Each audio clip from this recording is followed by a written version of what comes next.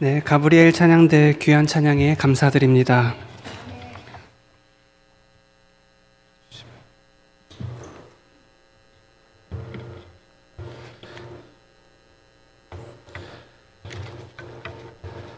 몇 주 전에 안 목사님하고 이제 오후 예배 설교 순서를 하다가 2주 연속 짜다 보니까 그렇게 되었습니다. 그래서 그러면 같은 주제로 한번 이어지는 이야기를 같이 나눌 수 있겠다 싶어서 지난주에 이어서 아름다움의 재발견이라는 주제로 같이 은혜를 나누려고 합니다. 네, 지난주와 내용이 이어지지만 꼭 지난주 내용을 기억 못하셔도 큰 상관은 없을 것 같습니다. 혹시 이 유튜브에서 본 것 같은 이 사진은 성경의 어느 장면을 가리킬까요? 아니, 요것만 보고도 아시나요? 네. 굉장하시네요. 네, 맞습니다. 이 본문은 삭개오에 관련된 본문입니다. 제가 질문을 하나 하겠습니다. 삭개오는 왜 나무에 올라갔을까요?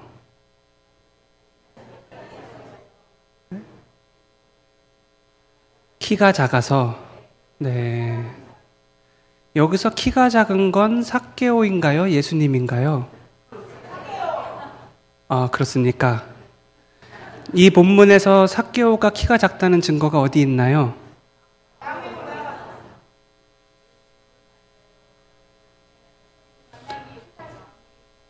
혹시 예수님이 키가 작아서 사람들 사이에 묻혀서 안 보이니까 삭개오가 나무에 올라갔을 가능성은 전혀 없으시군요. 네, 알겠습니다. 네. 저는 국문학과를 졸업했습니다만 제가 이 본문을 그냥 톡 떼어놓고 그냥 문학적으로만 읽었을 때 저는 헷갈립니다. 이게 예수님이 작아서 삭개오가 올라갔다는 거야? 아니면 삭개오가 작아서 올라갔다는 거야? 네. 감사합니다. 확실히 말해주셔서 감사하고, 네, 저도 더 연구해보니까 삭개오가 작은 거 맞더라고요. 네. 사실 이 장면을 통해서 같이 처음에 화두를 꺼내려고 했던 건, 상상력을 가지고 말씀을 읽는다는 건 뭘까라는 질문을 나누고 싶어서 그랬습니다. 우리가 말씀을 읽을 때 우리는 알게 모르게 상상력을 가지고 말씀을 읽습니다. 이 말은 반대로 얘기하면 또 어떤 면에 있어서는 우리는 말씀을 읽을 때 어떤 편견을 가지고 말씀을 읽습니다. 삭개오가 분명히 키가 작으리라는 확신을 가지시고 이 말씀을 읽으시면 이 그림, 어떠한 이와 관련된 그림을 봐도 삭개오가 작은 그림으로 볼 수밖에 없습니다. 바리새인이 예수님께 찾아오는 장면입니다. 그 전에 사실 이사야서에 보면 메시아 예언 관련된 부분에서 이런 본문이 나와 있죠. 우리가 보기에 흠모할 만한, 그러니까 고운 모양도 없고 풍채도 없고 우리가 보기에 흠모할 만한 아름다운 것이 없다. 사실 이게 이제 이사야서가 그리고 있는 메시아 상인데 이 본문에 비추어서 보면 아까 누가복음 말씀인가요? 그거를 혹시 예수님이 좀 풍채도 없고 좀 키도 작고 흠모할 만한 아름다움이 없어서 삭개오가 위로 올라간 것은 아닐까? 이런 엉뚱한 생각도 한번 이렇게 해봤습니다. 이 본문은, 다음 본문은 바리새인이 헤롯당과 함께 예수님을 찾아오는 본문입니다. 예수님을 딜레마에 빠지게 해서 어떠한 대답도 하지 못하게 하려는 그러한 의도로 예수님께 질문을 하죠. 가이사의 얼굴이 형상이 그려져 있는 그 동전을 가지고 가이사에게 세금을 바치는 것이 옳으니까 옳지 아니합니까? 라고 예수님께 물어보는 겁니다. 예수님은 옳다고 해도 아니 어떻게 하나님의 아들로서 그렇게 말씀하실 수 있습니까? 옳지 않다고 해도 역시 예수님도 가이사한테는 어쩔 수 없나 보군요. 그러니까 어떻게 대답을 해도 딜레마에 빠질 수밖에 없는, 예수님은 그들의 악함을 아시고 뭐라고 말씀하셨냐면 20절에 이 형상과 이 글이 누구의 것이냐라고 오히려 되물어 보십니다. 그때 이 질문을 했던 사람은 이게 가이사의 것입니다 라고 대답을 하죠. 이 장면을 다시 돌아가서 한번 생각을 해봅니다. 만약에 이 바리새인이 21절에 대답하기를 이르되 하나님의 것이니이다 라고 대답한다면 예수님은 뭐라고 대답하셨을까요? 네, 맞습니다. 제 생각에는 아마 똑같이 대답하지 않으셨을까. 그래, 가이사의 것은 가이사에게, 하나님의 것은 하나님에게 바쳐라. 내가 가이사의 것이라 생각하면 네 생각대로, 내가 하나님의 것이라 생각한다면 하나님께 바치라. 예수님 역시 이러한 질문 앞에 자신의 모든 삶을 하나님의 것으로 해석하시고는 하나님께 드리셨습니다. 결국 우리가 생각하는 대로 살고 상상하는 대로 또 기도하게 되는 것 같습니다. 저는 여기서 우리가 가진 상상력의 힘과 또 해석의 가능성을 봅니다. 나는 내게 주어진 모든 일들을 어떻게 해석하고 있는가? 버나드 쇼라는 희곡 작가가 잔다르크라는 작품에서 이런 대사를 합니다. 잔다르크가 나에게 어떻게 해야 할지를 말해주는 소리가 들려요. 그리고 아마 이 소리는 하나님께로부터 오는 것입니다. 그랬더니 이 얘기를 들은 이제 보드리코 집사가 핀잔을 주죠. 무슨 소리? 그것은 내 상상력으로 오는 것뿐이다. 그랬더니 잔다르크가 뭐라고 대답하느냐면 물론이죠. 하나님은 상상력을 통하여 내게 말씀하시니까요. 라고 대답을 하는 장면이 있습니다. 하나님은 상상을 통해서도 말씀하신다. 몇 해 전 일입니다만은 이제 아버지와 대화 중에 저희 아버지도 이제 목사님이십니다만 제가 아버지께 물어봤습니다. 아빠는 언제 어떻게 어디서 하나님의 음성 혹은 부르심을 듣고 목사가 되었느냐 라고 물어봤더니 아버지 대답이 이랬습니다. 아들아, 하나님의 음성은 귀로만 듣는 게 아니다. 나는 하나님의 음성을 그렇게 묻는다면 들은 적 없다. 그러나 나는 하나님의 음성은 가슴으로 듣는 것이라고 생각한다. 그래서 나는 드릴 게 이 몸밖에 없어서 나는 이 길 간다. 라는 대답을 제가 아버지로부터 들은 적이 있습니다. 우리는 이렇게 우리의 상상을 통해서도 또 우리의 감정을 통해서도 또 우리의 가슴 속에 또 울려주시는 그런 어떤 하나님의 또 세밀한 또 음성을 통해서도 주님의 음성을 듣습니다. 그런데 사실 기독교 역사 속에서는 이 상상력에 대한 가치를 그렇게 높게 평가하지 않았습니다. 8, 9세기부터 시작된 성상 논쟁은 누구도 하나님을 이미지화할 수 없다. 감히 인간의 상상으로 하나님을 표현하는 게 가능하냐? 라는 논쟁을 통해서 이 그림에 보시다시피 이 지금 사람이 그 벽에 그려져 있는 성화를 이렇게 그리고 있는 그런 장면입니다. 다음 장도 비슷한 장면인데 9세기 후반 작품으로 추정되고요. 그 교회의 성전 안에 있는 이제 성화물을 이렇게 그리고 있는 장면이죠. 사실 이러한 성상 파괴 운동이라고 할까요? 이러한 운동은 종교 개혁까지도 이어져서 경건주의와 또 청교도 전통을 지나서 오늘의 개혁교회 전통에 이르기까지 교회와 예술의 분리를 점점 크게 만들었습니다.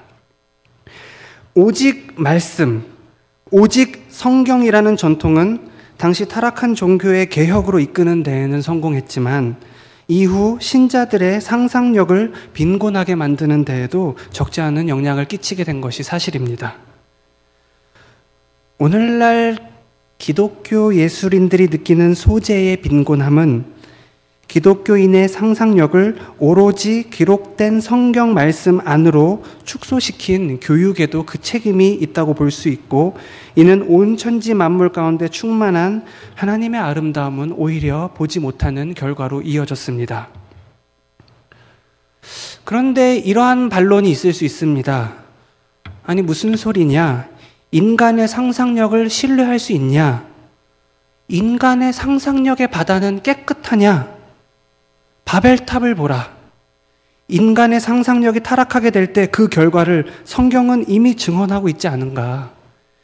고삐가 풀린 상상력은 결국 교만과 방종으로 이어진다는 것이죠. 인간의 상상력은 그렇기 때문에 하나님의 말씀으로 고삐를 단단히 죄고 있어야 한다는 의견이 있습니다.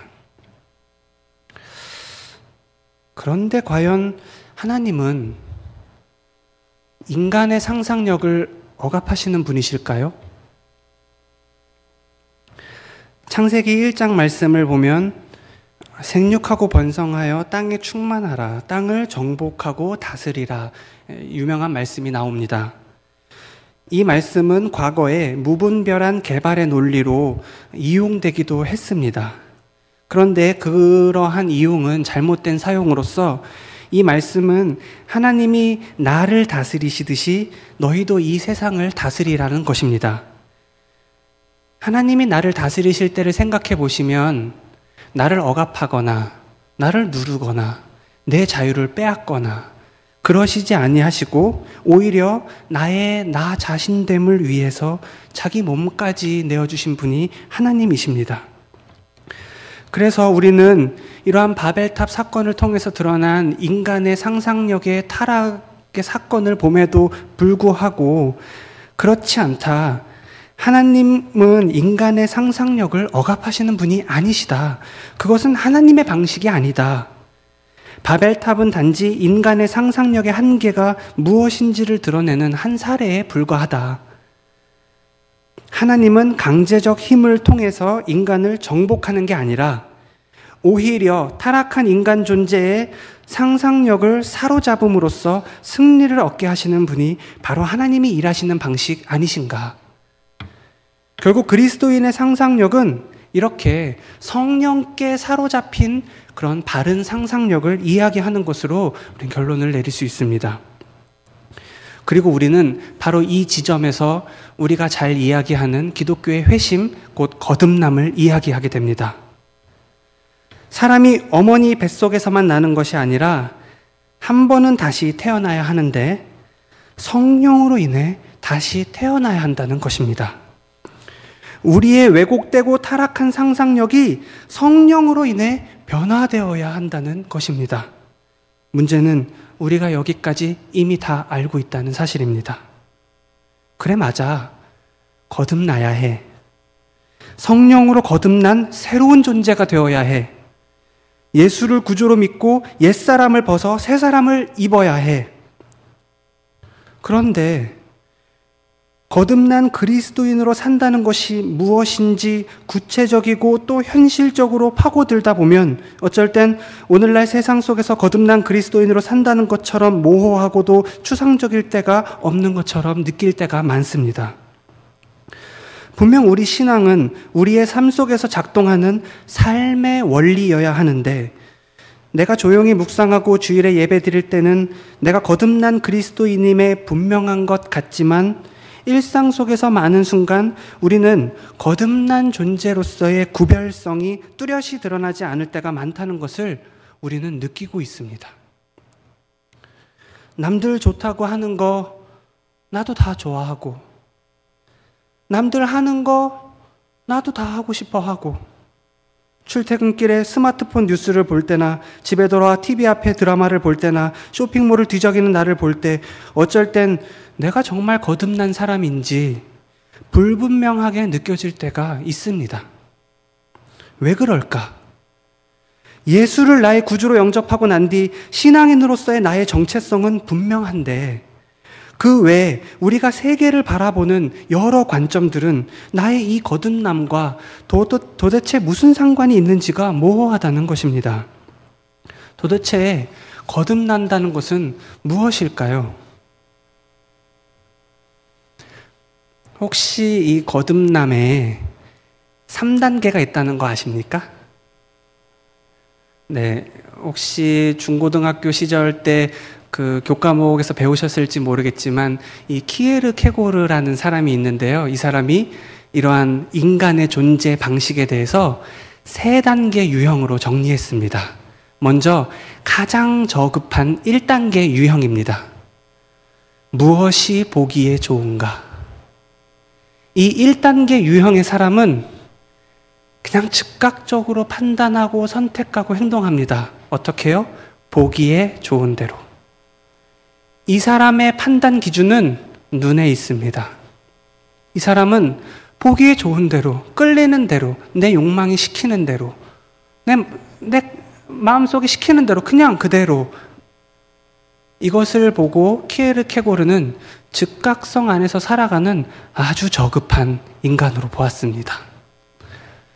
그러면 2단계는 무엇일까요? 네, 2단계 인간 나갑니다. 네, 무엇이 옳은 일인가? 네, 키에르케고르는 이 1단계 인간으로는 인간이 너무 저급하다. 인간은 무엇이 아름다운가만 판단하는 게 아니라 무엇이 옳은 일인가까지도 생각할 수 있는 그런 적어도 윤리적인 존재는 되어야 그래도 인간이라 할 수 있다. 여기서부터 인간을 보편적인 존재라 말할 수 있다고 말합니다. 그런데요, 키에르케고르는 여기서 그치지 않고 마지막 3단계를 얘기합니다. 이 3단계를 가야지 인간이 가장 고급한 인간이 된다는 겁니다. 뭘까요? 우리가 잘 알고 있는 종교적인 인간입니다. 무엇이 하나님의 뜻인가? 이 키에르케고르는 아브라함의 예를 듭니다. 이 아브라함이 하나님의 말씀을 따라 그 하란 땅으로 가게 되는 그 이유는 절대 어떤 미적인 즉각성도 아니고 내가 옳고 그름을 따진 것도 아니고 이것이 하나님의 뜻이구나 하기 때문에 1단계와 2단계의 선택 기준을 내려두고 3단계로 바로 점프해서 이것이 하나님의 뜻이구나 하고 결정을 하고 그 길을 간다는 것입니다. 결국 키에르케고르의 생각에 따르면 이 3단계 인간, 종교적인 인간이 결국 가장 고상한 인간이 되는 것이죠. 그런데 과연 그렇습니까? 종교적 인간이 가장 고상합니까? 분명 종교적으로 거듭난 사람인데 1단계 아름다움의 기준이 다르지 않습니다. 세상에 아름답다고 여기는 거 나도 똑같이 아름답다고 여깁니다. 나는 분명 3단계의 사람인데 1단계에서 다시 걸리게 되는 겁니다. 특히 오늘날 거듭났다고 말하는 그리스도인의 미의식, 아름답다는 생각. 이것은 요즘 대중매체를 통해서 이렇게 고양되고 있는 이 시대가 좌우지하고 있는 어떤 이러한 아름다움이라는 거대한 이런 상상의 구조에 대해서 우리의 아름다움과 구별 지점이 있는가? 우리는 질문해 볼 필요가 있습니다. 만일 그렇지 않다면 우리가 이 3단계에 이른다 하더라도 나의 1단계 가장 근본적인 관점을 변화시키지도 못해. 또 2단계 아무런 선한 영향력을 행사하지도 못해. 그렇다면 나는 말 그대로 종교적 인간에만 그치게 된다는 점에서 우리의 거듭남은 재고해 볼 여지가 있다는 것입니다. 시편 15편 말씀을 보면 1절에서 이렇게 묻습니다. 여호와여, 주의 장막에 머무를 자 누구오며 주의 성산에 사는 자 누구오니이까? 누가 주의 거룩한 성산에 오를 자격이 있습니까? 물어보는 겁니다. 누가 이 예배를 드리기에 합당한 자입니까? 그렇다면 당연히 기도도 많이 하고 찬양도 열심히 하고 이런 종교적인 사람이 하나님의 거룩한 장막에 오를 수 있다고 대답해야 마땅한데 시편 15편의 저자는 2절 이하에서 아주 우리가 다 아는 정직하게 행하라, 공의를 실천하라, 그의 마음에 진실을 말해라, 혀로 남을 허물하지 말고 이웃에게 악을 행하지 않고 이자를 받으려고 돈을 구워주지 않고 이러한 아주 기본적이고 윤리적인 기준들을 주의 거룩한 산에 오를 기준으로 제시하고 있다는 점은 놀라지 않을 수 없습니다. 바울 역시 로마서 12장 1절에서 그러므로 형제들아 내가 하나님의 모든 자비하심으로 너희를 권하노니 너희 몸을 하나님이 기뻐하시는 거룩한 산제물로 드리라. 이는 너희가 드릴 몸적 예배니라가 아니라 영적 예배니라. 가장 몸적인 것이, 몸으로 드리는 것이 영적인 예배라는 것입니다. 가장 몸으로 드리는 것이 어떻게 보면 가장 영적인 예배다. 누가 주의 거룩한 산에 오를 것이냐? 정직하게 사는 사람이 오를 것이다. 종교적 인간이 고상한 건 맞는데 결국 문제는 우리가 이 셋을 분리한 데에 있습니다. 기독교의 거듭남은, 회심은 그 핵심이 종교적 인간에 되는 데 그치지 않고 다시 1단계로 돌아가 무엇이 참 아름다움인지에 대한 미적인 회심도 경험해야 하고요. 다시 또 2단계로 돌아가 그리스도인의 선한 영향력을 회복하여 우리들의 모든 선택과 판단이 윤리적일 수 있도록 그러한 양심을 더욱 확고히 하는 것도 포함되는 것입니다. 결국 복음 안에서 거듭난 사람은 우리의 취향이나 호불호, 관점이나 우리의 윤리적인 생활 모두의 변화를 말하는 종합성의 문제를 얘기하고 있는 것입니다. 지난 시간에 사무엘상 16장 이야기를 같이 나누며 사무엘이 어린 다윗에게 기름 붓는 장면을 같이 이야기했습니다. 사무엘은 이새의 아들 중에 왕의 제목이 있다는 주님의 음성을 듣고 베들레헴에 찾아가죠. 그러나 평생을 하나님을 섬기며 이스라엘의 사사로 살았던 그 사무엘 역시도 이 아름다움의 기준에 있어서는 다른 사람들과 다를 바가 없었습니다. 이새의 7 아들이 다 지나가고 나서야 그는 아차 이게 아닌데 싶었습니다. 그는 결국 이새의 막내 아들, 초대받지 않은 다윗이 오기까지를 기다릴 수밖에 없었습니다. 성경은 이 기다림을 얼마나 길었는지 또는 어땠는지 묘사하고 있지는 않습니다. 적어도 작고 어리고 볼품없는 혹은 흙먼지로 가득했을 이 어린 다윗을 향해 아름답다 말하는 사무엘은 분명 첫째 아들 엘리압을 볼 때 용모가 아름다웠다고 말했던 그 사무엘하고는 다른 사무엘입니다. 이 장면이야말로 저는 사무엘이 미적으로 회심한 장면이라고 저는 생각합니다. 결국 하나님의 뜻을 헤아릴 줄 아는 그 어떤 종교적인 고상한 인간도 다시 처음으로 돌아가 내가 기존에 아름답게 여긴 것들에 대해 재해석하고 오히려 예전에는 아름답다 생각하지 못했지만 이제는 거듭난 사람으로서 하나님 만드신 이 세계의 아름다움을 발견하고 찾아내고 기름 붓고 하나님의 사람으로 하나님의 소유로 재창조해야 될 책임이 오늘날 그리스도인에게 있다는 것입니다. 무엇이 하나님의 뜻인가를 묻는 질문은 내가 무엇을 보고 아름답다 여기는가와 분리되어 있지 않으며 무엇이 하나님의 뜻인가를 묻는 것은 내가 어떻게 정의롭고 정직하게 살 것인가라는 질문과 분리되지 않는다는 것입니다. 기독교의 아름다움은 십자가라고 한마디로 얘기할 수 있습니다. 이 십자가는요, 그 자체로 아름답지 않습니다.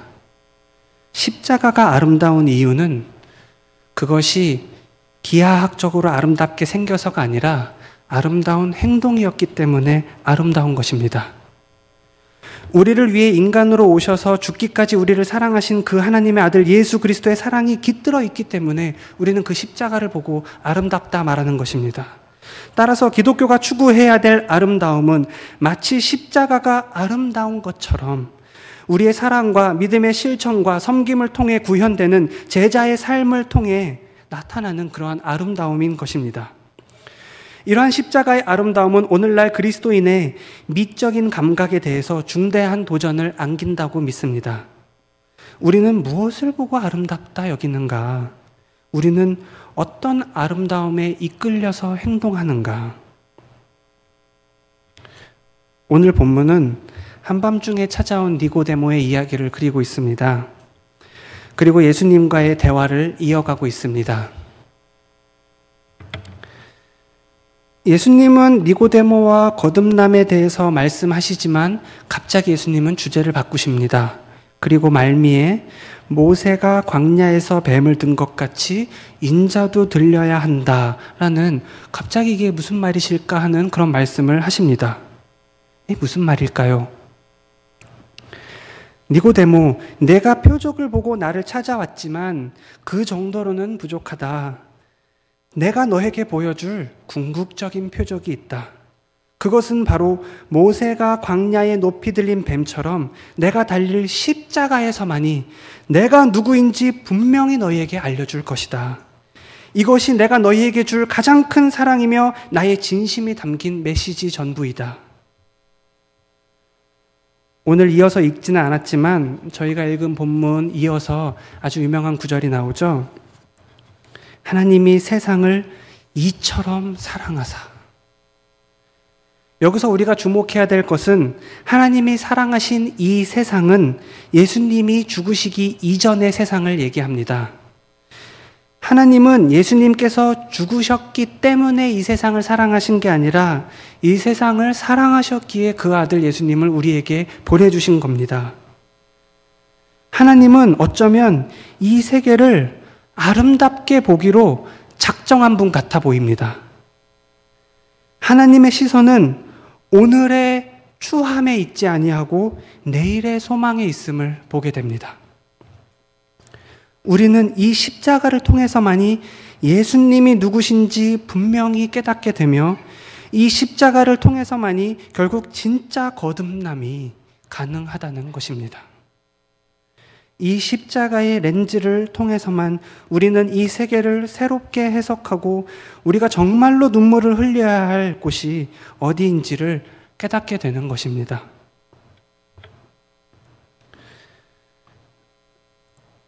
네덜란드의 미술사학자인 한스 로크마커는 이런 이야기를 했습니다.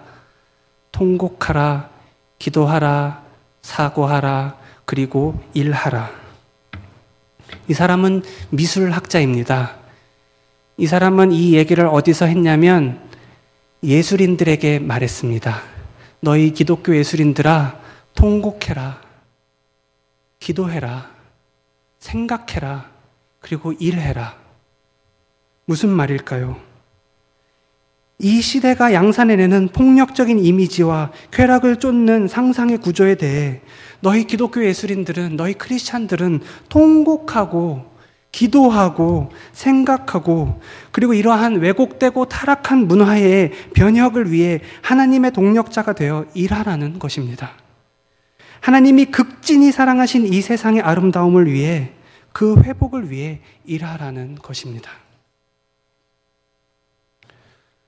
나는 정말로 거듭난 사람인가? 나는 무엇을 보고 아름답다 여기는가?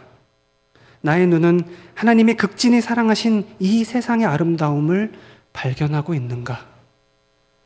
나는 또 옳은 일에 대하여 즉각적으로 반응하도록 내 양심을 깨끗이 하는가? 나아가 하나님 앞에서 나는 하나님의 뜻에 순종하기 위해 늘 겸손히 주님 앞에 서기를 연습하는가? 오늘도 거듭난 그리스도인으로 살기로 다짐하는 저희들에게 주님께서 또 힘주시고 은혜 주시기를 빕니다. 같이 기도하도록 하겠습니다. 하나님 감사합니다. 언제나 부족한 저희를 일깨워 주시고 주의 일 맡겨주시니 감사합니다. 오늘 저희가 참으로 거듭난 사람인지 생각해 보았습니다. 성령님, 저희 생각과 마음을 사로잡아 주장하여 주시고 우리가 하나님 앞에서 바른 길을 걸을 수 있도록 도와주옵소서. 예수님의 이름으로 기도합니다. 아멘. 우리 찬송 266장 함께 찬양하시겠습니다.